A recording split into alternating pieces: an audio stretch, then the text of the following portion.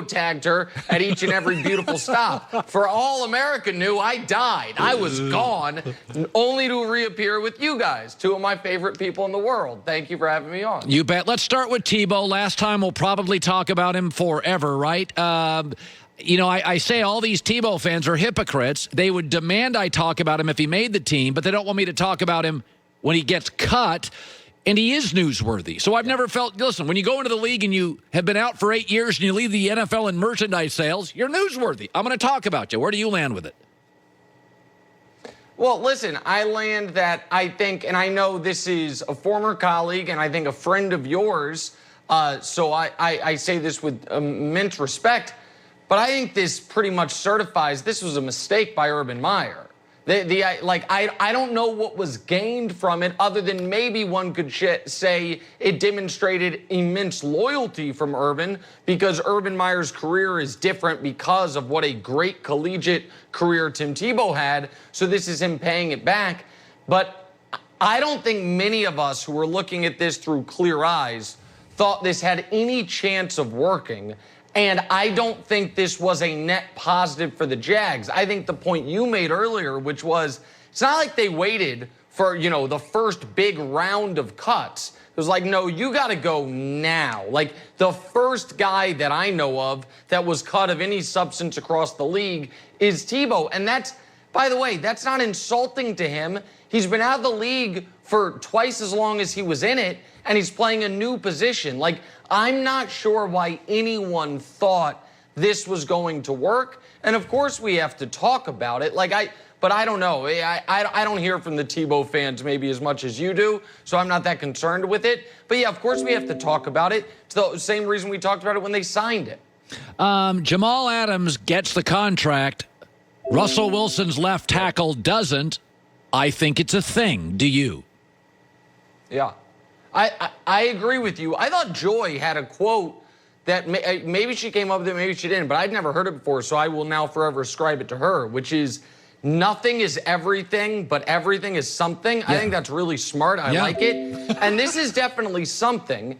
And I think we now have to take a step back and say, all right, there were 3 quarterbacks who this offseason at various times, and superstar quarterbacks, were like, wow, NBA player empowerment, moving to the NFL for the quarterbacks because they were going to force their way out of town or force their franchise's hand. The first was Deshaun. Now, Deshaun's situation kind of belongs in its own box because of the really terrible off-the-field allegations. So set that aside. But then there was Russell and Aaron.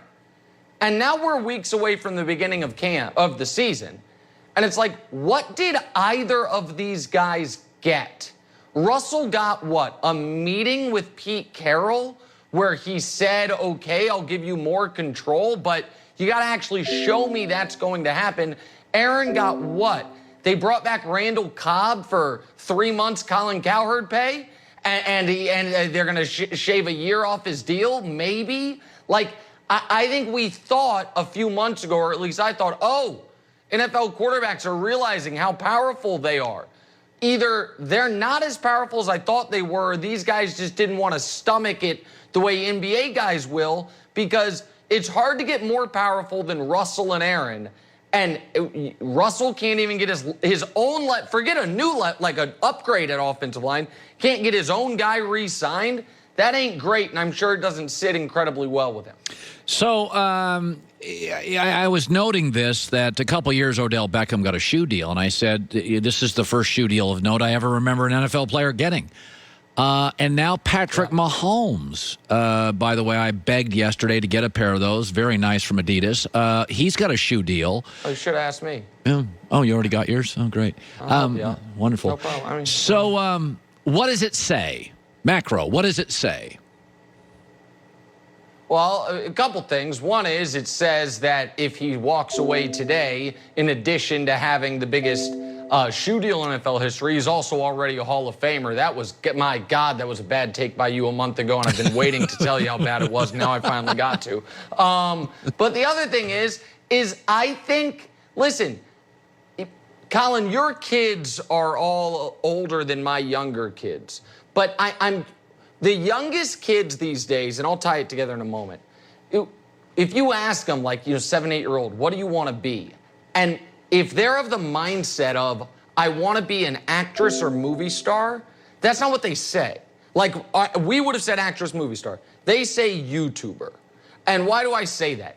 The point I'm bringing up is fame can now come from anywhere. It can come from TikTok, obviously it can come from the movies, it can come from YouTube, and it can come from any of our sports. If you break through, you are going to be able to reach the level of celebrity that previously really only NBA guys got to, because NBA guys are the most visible. They're not wearing a helmet. They're not wearing any pads. They have the biggest personality. So I think that you are going to see other guys that have Mahomes' level of charisma, even without his level of talent, that are going to be able to start to cash in ways other athletes haven't. I'll give you another name. I think Fernando Tatis Jr.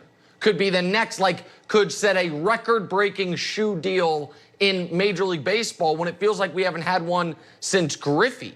Yeah, I think you are going to start seeing different guys capitalize on, I am the show, and be able to use that to get these types of endorsements, which previously had been reserved for almost like select few guys. So NBA topic. By the way, something is everything, everything is nothing. Joy borrowed from me, so you can give me credit for the first time in your life. That's true. It is Colin saying. You did say it was smart. It was I like that. Wow. So Well, it was very smart. So the NBA, they have a plan, and they're meticulous, and they put exact people they want on their Christmas Day games. It's the biggest day of the year for the NBA before you get to the conference finals. It gets huge ratings. Everybody's home. Trae Young made it. Jason Tatum made it. Luka made it. Zion did not.